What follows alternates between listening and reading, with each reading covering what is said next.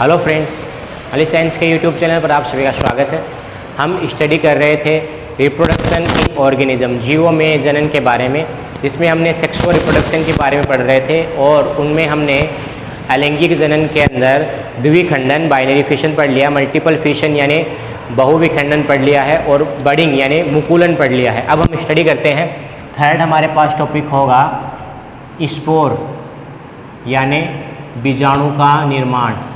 बीजाणु के द्वारा अलैंगिक जनन एसेक्सुअल रिप्रोडक्शन कैसे होता है। तो सबसे पहले तो स्पोर या बीजाणु क्या होते हैं, ये सिंगल सेल होती है, ठीक है, यानी ये एकल कोशिका है, केवल एक ही कोशिका होती है, ठीक है।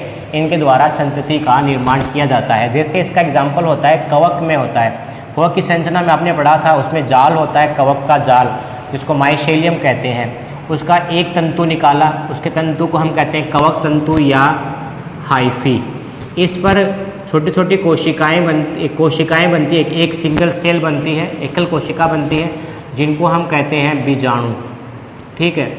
और ये बीजाणु क्या करते हैं, हवा में तैरते रहते हैं। जब भी इनको अनुकूल परिस्थितियाँ मिल जाती है तो ये वृद्धि कर क्या करेंगे, ये वृद्धि कर एक पूरा कवक बना देंगे, ठीक है, कवक का निर्माण कर लेंगे।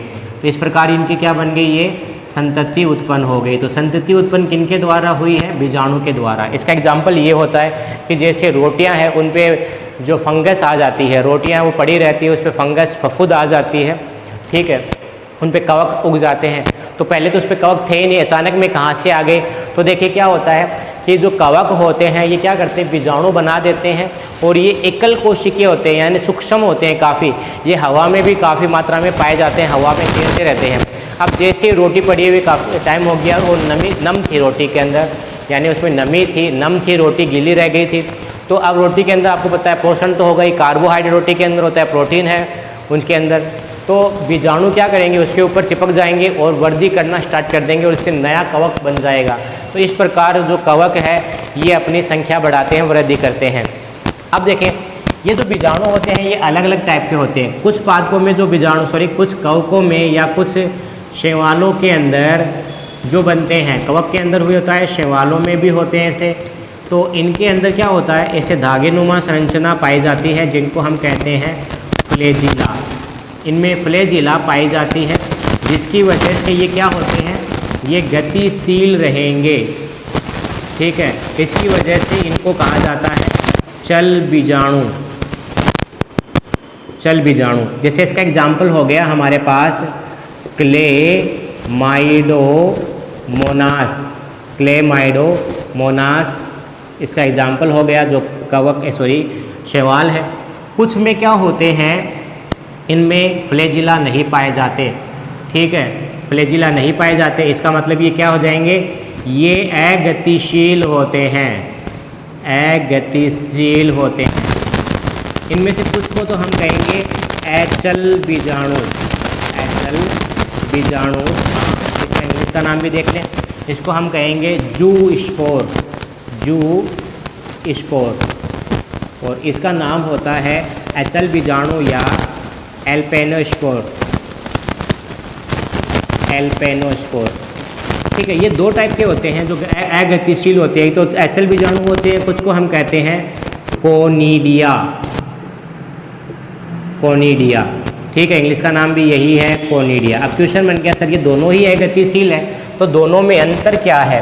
तो दोनों में अंतर ये होता है कि जैसे ये तो हाइफी कवक होता है ना, ये हाइफी है, कवक का तंतु है, इसके ऊपर अगर ये बन रहे हैं तो उनमें क्या होता है, एक धानी बनती है ऐसे, ठीक है, जिसका नाम होता है बीजाणु धानी या स्पोरेंजियम, इसको हम कहते हैं। इसके अंदर अगर बन रहे हैं, कुछ तो ऐसे बनते हैं और कुछ हाइफी में क्या होते हैं, बीजाणु धानी डायरेक्ट ऐसे ही होती है और उसके बाहर ऐसे बनते हैं बीजाणु। दो टाइप से बीजाणु बनते हैं।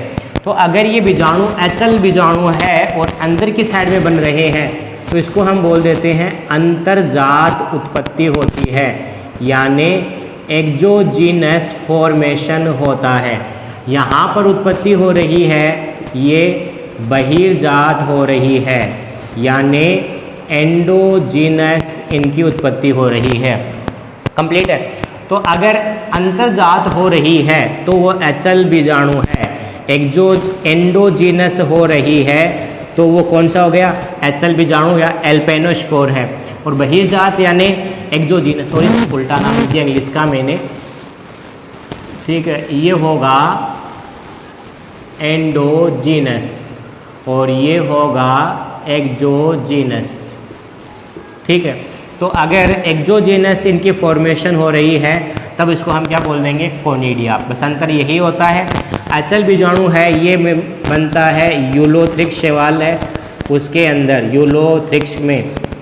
ठीक है, जो कोनिडिया है ये बनता है पेनिसिलियम में।